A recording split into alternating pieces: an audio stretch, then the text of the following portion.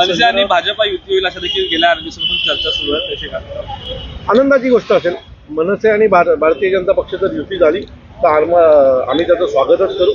कारण मागच्या निवडणुकीतच आमची युती होईल असं बऱ्यापैकी चिन्ह वाटत होते, परंतु काही कारणास्तव ते झाले नाहीत आणि आम्ही एकटा लढलो, आमच्या ताकदीवर लढलो. भविष्यात देखील जर त्यांनी आम्ही एकत्र आलो तर त्याचा फायदा भारतीय जनता पक्षाला देखील होणार आहे. कारण विधानसभेत जर तुम्ही पाहाल तर अनेक ठिकाणी महाराष्ट्र नवनिर्माण सेना एकट्या लढल्याचा फायदा हा शिवसेनेला पण झाला आणि बीजेपीला पण झालेला आहे.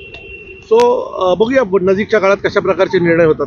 अजित शेलार असतील, मोहित कंबोज असतील आणि राज ठाकरे महापालिकेच्या निवडणुकीत मला असं वाटतं की राजसाहेबांना भेटायला सर्वच नेते जातात, अनेक जण त्यांचे मित्र आहेत आणि महाराष्ट्रातलं एक मोठं नाव आहे राजसाहेब ठाकरे.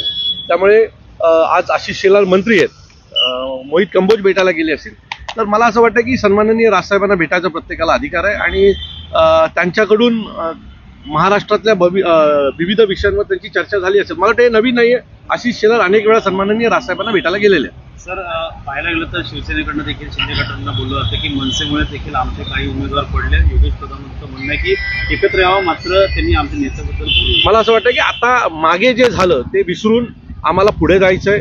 जर युतीसोबत जाता आलं तर आनंदाची गोष्ट आहे आणि त्यामुळे मागचं आम्ही सगळं विसरलेलो आहे आणि नवीन सुरुवात केलेली आहे.